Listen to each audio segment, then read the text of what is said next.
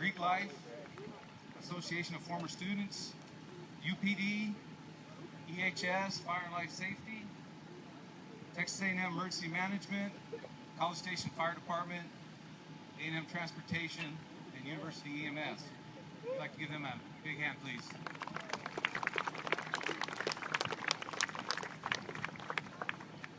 Also, we had some help from some outside agencies that we were blessed to have them give us a hand. American Fire Protection Group, on the dorm to your right, my left, they provided the materials for, installed a sprinkler system in that dorm. And this was just a free will offering from them, and so we're grateful to them for that. Also, Siemens donated basically all the money that was needed to bring Al and Sean from after the fire presentations. They've been speaking to the high schools and here on campus over the past week. Very heart-touching. I don't know how many out here have seen it, had the opportunity to come and listen to them talk, but it's an eye-opener. And right now I'd like to ask Sean to come over and say a few words. Hello everyone, just want to say thank you to the whole Texas A&M family who has brought us out here. We traveled all around the country, and this week we've been really put to work. We did actually 8 presentations in the last 3 days, either here on campus or around the surrounding area at the high schools. What you guys are going to see this evening is something that we wish that every college student can see, because you're going to see the effect of what it's like for you to have a sprinkler in your room and the importance of it.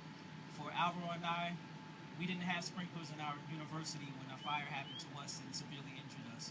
So it's really good that you guys get a chance to see what the importance of having a fire sprinkler into your dorm rooms really means. So we hope that you enjoy it, you take note of it, and you're appreciative of all the hard work that all the administrators and the fire departments have put into this. So we want to wish you all the best of this school year, and God bless you all. Thank you.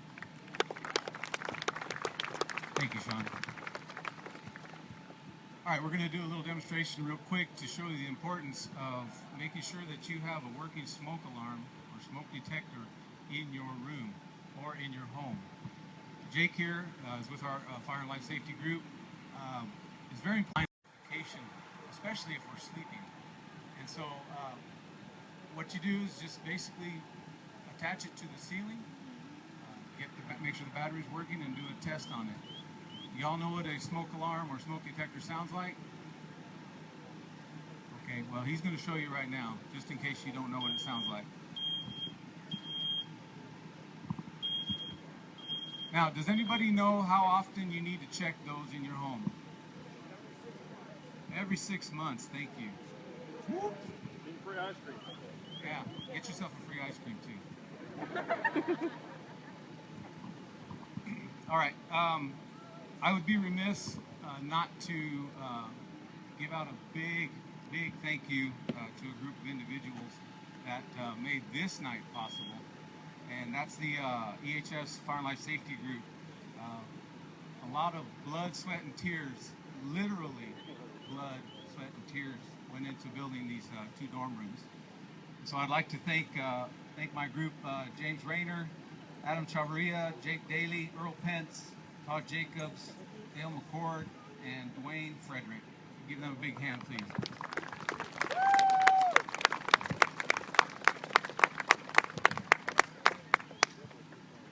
All right. Now, for those of you who have seen this in the past, you're going to see something a little bit different tonight. Normally, in years past, it's just been a single dorm room that has been lit on fire, showing you the effects of a fire. A non-sprinkled versus a sprinkled building. Do I need to talk higher? All right.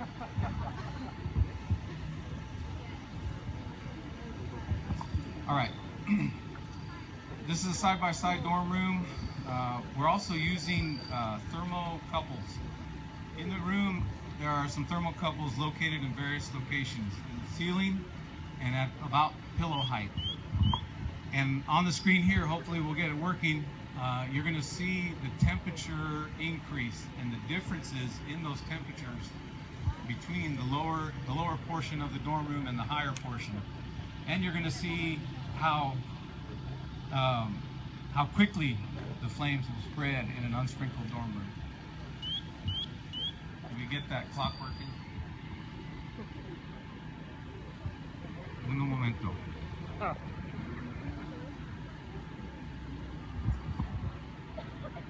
Well, as you can see on the screen, we've got it set up for the unsprinkled. That's the two top ones: unsprinkled ceiling height, unsprinkled pillow height. And then the two below that are the sprinkled ceiling height and the pillow in the sprinkled dorm room. Just a few facts for you that I'd like you to know. According to the Center for Campus Fire Safety, between the years of 2000 and 2015, there have been 89 fires, 129 deaths in on-campus, off-campus, and Greek housing facilities over that time. It's an average of 10 students that die every year in a campus fire. That number is just completely too high. We want that number to be zero. Thus the reason we want every building sprinkled, where you're going to be spending much of your time here. The most effective fire loss prevention for both lives and property is maintain fire sprinkler systems and a working smoke alarm.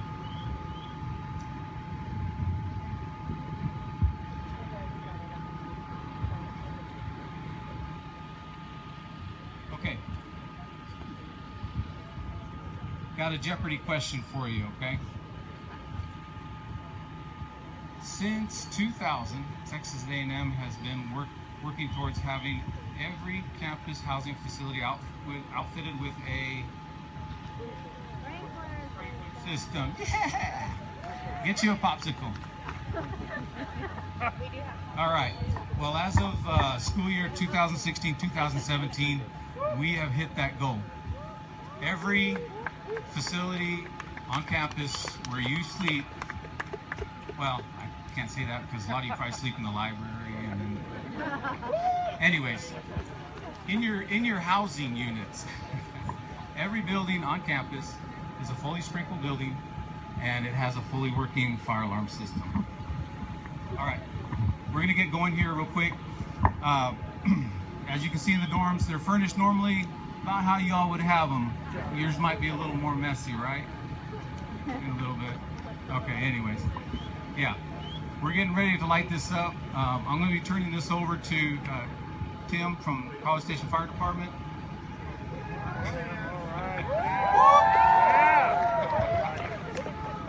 Big G.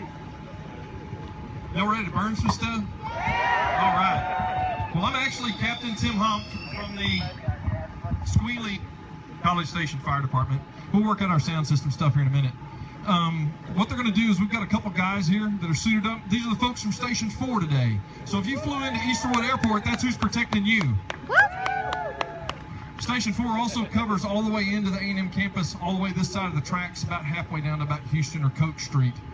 So if you have any medical emergencies, car wrecks, fires, obviously, these are your heroes that are going to come see you today. We work 3 different shifts. We work 24 on, 48 off. These guys came in this morning at 7 o'clock. And yes, we do have girls working with us. And they'll get off in the morning at 7. So they'll work 24 hours and then they'll be off for 2 days to sleep and recoup. Everybody thinks that they sleep all day long, everything else. They actually work most hours of the night. Any of y'all go to Northgate? None of y'all go to Northgate? Come on. Y'all are not going to do well on that ethics test. Well, these guys are some of the ones that they go to Northgate. They back up the crew at Station 6. So it may look like they sleep during the daytime. They're actually doing training. You don't see them around in different places, but they get going. We've got our little fire. We've got it started in here. You see that you've got smoke going. You already hear the fire alarm going off. Remember, these little smoke detectors are about $3 you can get from Walmart or one of these places. This thing will go in here. It's got a head that's up in the top of this structure for the sprinkler system that's in there. Once the ceiling temperature reaches about 135 degrees, it's going to pop and water is going to come out. Sprinklers are designed to put the fire out enough for you to escape. If it happens to put the fire out, it's a bonus for us. There it is. Got it, put it out. Didn't take long at all. If you notice at our thermocouple over there, it shows that it's about 1100 up there at the ceiling. That's about 15. 100. There's a decimal in there. That means I have bad vision. I need to go to the doc, right? I'm the one that's going to fail my phys exam. So 100 degrees, it was about 130 or so on that deal. When I said it was about 1300, it was about 130. The temperature on that head should go off at 135. Some of them go to 155. The water will continue until the fire department folks turn it off.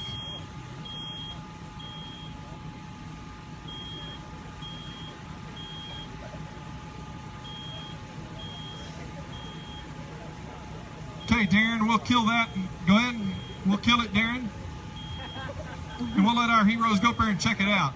This is what they would do in a normal response. They'll come in and they're going to check, see what's going on. They're not going to turn the water off to this in the building until after they've verified that the fire is out. We don't want to show up at your place and the sprinkler's going off and then we turn it off and go in there and find out we just allowed the fire to get bigger.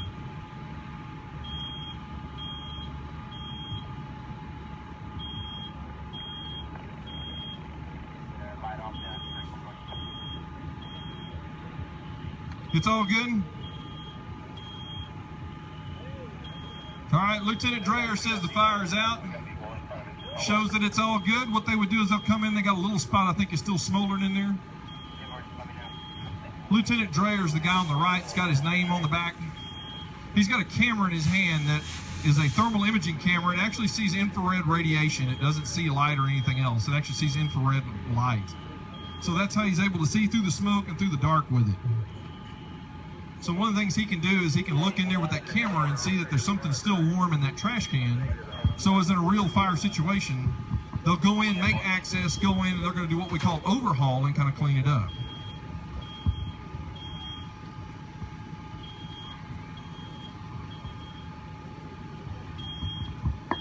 Sprinklers do an amazing job of making sure your stuff doesn't burn up. All right? It makes an excellent job to allow you to have time to escape to get out of the structure. One of the things that they don't do a good job of is having people play around them. Please don't hang your clothes from them. Yes, we go to calls where they've been broke because of that. If you're at the Holiday Inn or the Hampton, please don't play golf in the hallway. The balls will knock those little heads off and make it wet. All right, we have run into that before. So be careful around those things. If you think there's a problem, make sure they stay clean. If you're in doubt, if you're going to break one, please call your maintenance folks. Or call Safety and Health and those folks, and they'll come over and help clean it and get that stuff done, but please don't hang your clothes on it.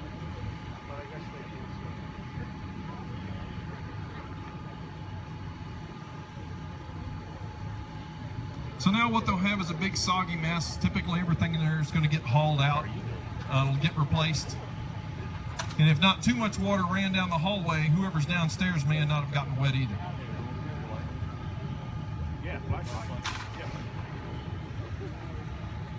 So here's what they'll do now is they're going to reset, and when they're ready here, we're going to light up this other room here, and this other room doesn't have the sprinklers in it to where it's going to go off.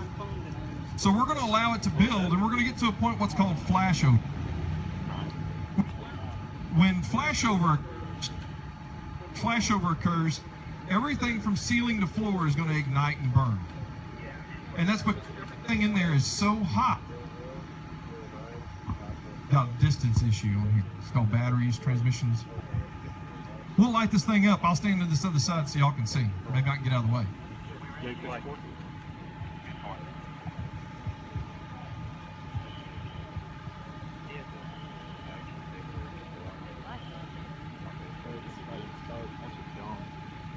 So Lieutenant Dreyer, you ready? All right. We'll go ahead and we'll start our little fire there in the trash can. We're going to simulate something's been knocked off or discarded that got into the trash can. And these guys are not going to put it out until I say put it out. I want to make sure that we have a good fire and we put on a good show for everybody to see what we really endure sometimes on some of the fires we go to.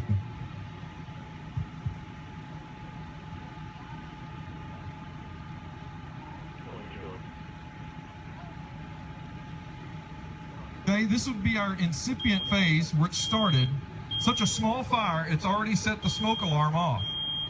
You should be able to wake up at this time and come outside. Remember, when you come out, is shut the door behind you to keep the fire contained in there. It will buy you more time to get out.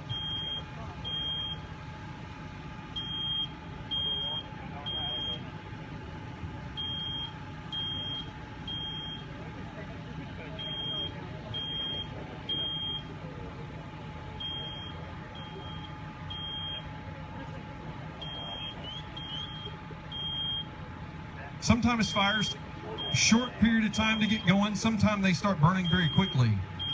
We've had some of these that in less than 3 minutes, it's already at flashover. We've had some fires on some things that have burned up because of the materials that started the fire. We've had fires that have burned for more than 12 hours before anyone noticed it. And there was people living in the house at the time. Okay, now we're getting into what they call the free burning stage. It's getting beyond the incipient area. It's going to start free burning, and it's going to start building up a lot of heat.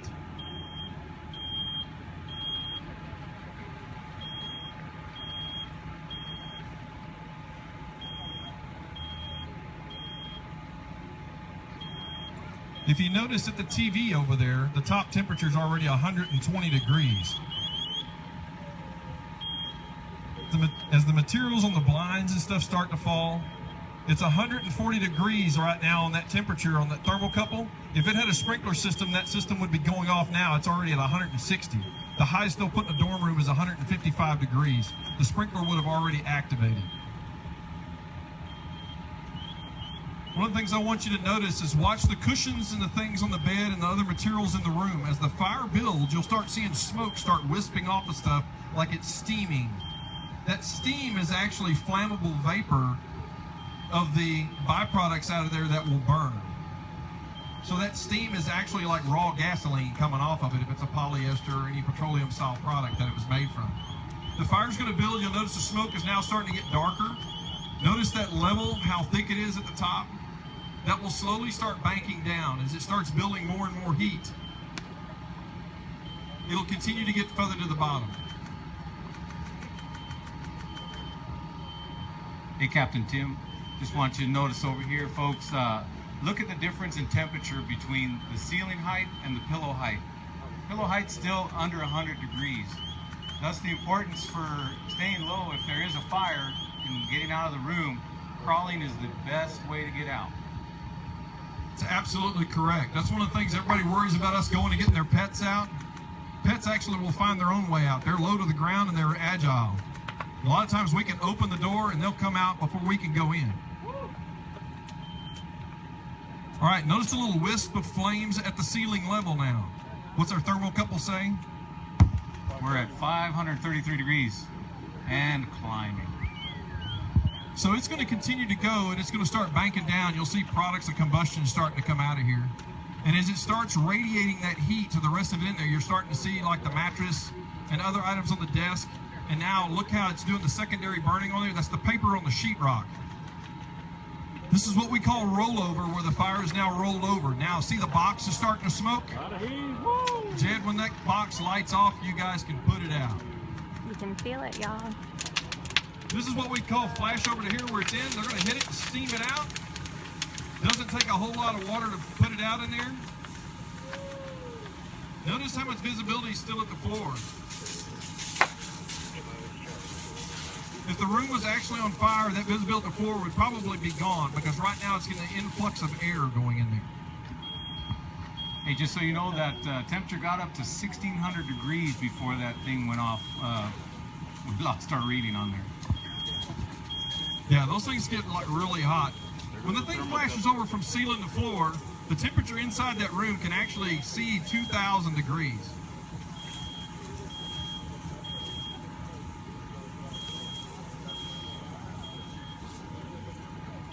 This is where the challenge comes in for the firefighters when we come in. You can't see in there anywhere, and this is what they see. That camera they have helps. But as they go in there now to overhaul, the little hidden fires you see them have a difficulty trying to find, that's the same stuff that we do in overhaul that we'll put it out, and then a few minutes later the room's burning again behind us. That's stuff that they'll continually chase for a few minutes to make sure it gets out of there.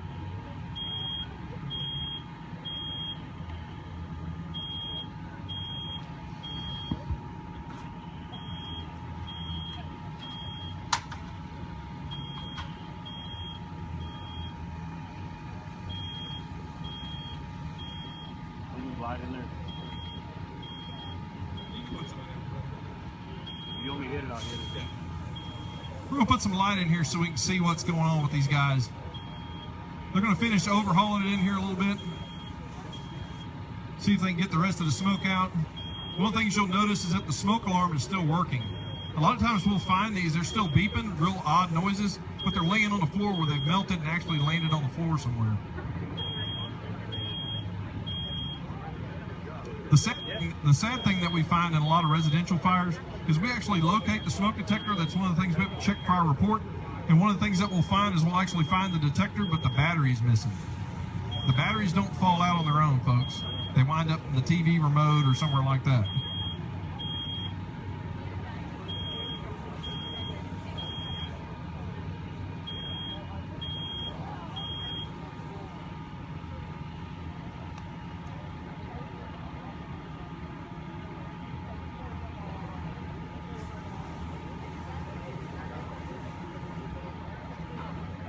Alright, we're going to cut out our live feed. Thanks for joining, y'all. Remember, don't cover up or take out the battery of your fire alarms.